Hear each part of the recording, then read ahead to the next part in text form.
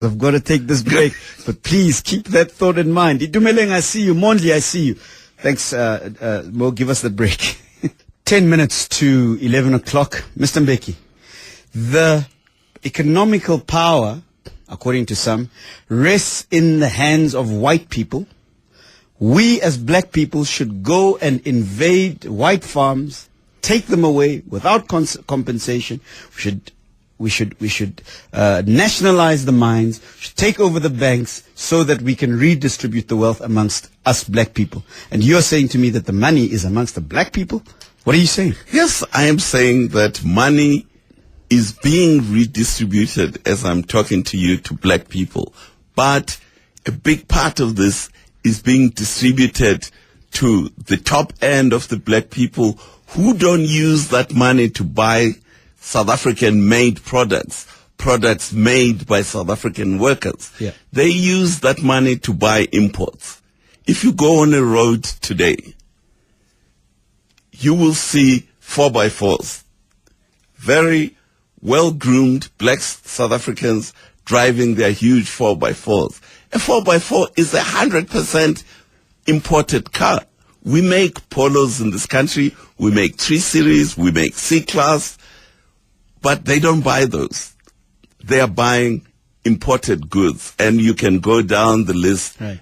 You can go into their house. You'll find them drinking French wines and champagnes and God knows what else. Despite the fact that we have very good wines, the English are drinking our wines, but we have to drink French wine. So the money is being put in wrong hands, and those black people take the money and buy foreign goods which are not made in South Africa. So that is the point which I am making. The farms? If you go to the farms, I lived in Zimbabwe for 10 years and I was working for the newspapers, and I used to report on the agricultural sector. I used to report the emergence of black Zimbabwean commercial farmers, of peasant farmers, of old white commercial farmers. What you have to understand about modern agriculture is very knowledge intensive. It's very capital intensive. But are you saying us black people can't do that? No, you can do it, but you have to go to school. If I go to a commercial farm in Zimbabwe, this is before Mugabe destroyed, the guys who own commercial farms in Zimbabwe, many of them had a diploma or a degree in agriculture, and they had worked for the commercial farms before, so they knew what they were doing. So what do you say to? I'm saying if we want to take to become active in farming and to keep the farm operational. By the way, before I forget, it's been pointed out by the Minister of Land Reform himself that 90% of the land that the government has bought and redistributed to black people is lying fallow because they don't have the capital and they don't have the skills. I have visited a farm in Delmas myself, in person. Huge farm which the government paid 8 million rands to buy from a man called Hoffman. That farm was derelict. It had 3 dams. It was a fully irrigated. The irrigation system had been stripped out by the thieves, and the weeds were as tall as the ceiling, taller than the ceiling in your studio. So it's not enough to say, oh, my ancestors lost their land, therefore I must become a farmer. Well, you have to have the expertise, you have to have the knowledge, because who is buying that land? It's the taxpayer. It's you, Aubrey, and myself, and your engineer here, the government is taking our money and buying land, which is now derelict. And we're having to import meat from the European Union, from Argentina, when we have land that should be raising cattle. Where to from here? Where to from here? We have to have proper policies that benefit the people of South Africa, not just a small elite that has political power.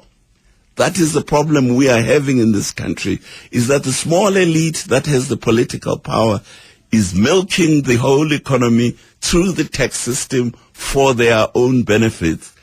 And as was pointed out by one of the callers, they are unable to run an education system.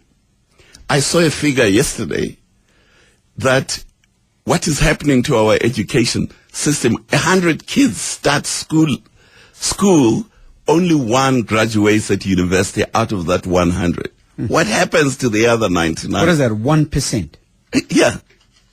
Only that one graduates at the end of the whole program.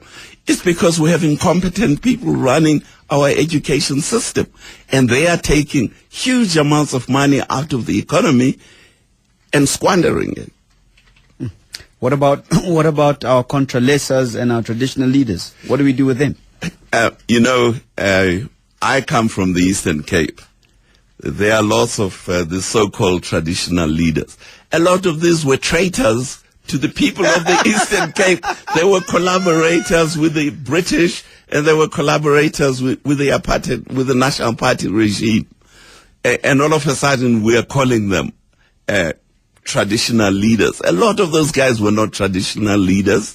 They were the real traditional leaders in Africa. They were the leaders of the wars of resistance against colonization. And the great majority of them were killed during that resistance. Many of the guys who are parading as traditional leaders, these were the opportunists who were in hiding when the people were resisting colonialism. Now they are being glorified as traditional. If you look amongst the Xhosa, which is where I come from, the great leaders, Hinsa was killed by the British. Sandile, all Makoma, they all ended up either on Robben Island or being killed in the war of resistance. So the guys like your Matanzimas that you are seeing parading there, these were the traitors who collaborated with the colonialists. Are you going to go into politics? No. I am in politics. You are in politics. No, but I'm talking, a lot of people might think that you should go for president. Well, I doubt the ANC maybe somebody would say it's a nepotistic thing, that the Mbekis want to run. No, but why not? Why does it have to be in the ANC? Well, there was a very important question which we didn't finish discussion. It reappeared first about the electorate and then about the United States example. If you give me 1 minute, let me just try and explain. I got to give you 30 seconds. Okay, 30 seconds. The reason why we don't have the campaigns like the caller pointed out, like the Americans are having, is because we don't have constituencies in this country. Proportional representation. Yes, we have pure proportional representation. So you choose the party. We need to elect our own members of parliament. If you had a member of parliament, you will see the campaigning that would go on. So that is what's at the heart of what is happening to the electorate. Mr. Moeletsi Mbeki, political analyst, entrepreneur, author of the book Advocates for Change. I want to thank you for joining me this evening. I appreciate it. Great to be here, Aubrey. Thank you so much.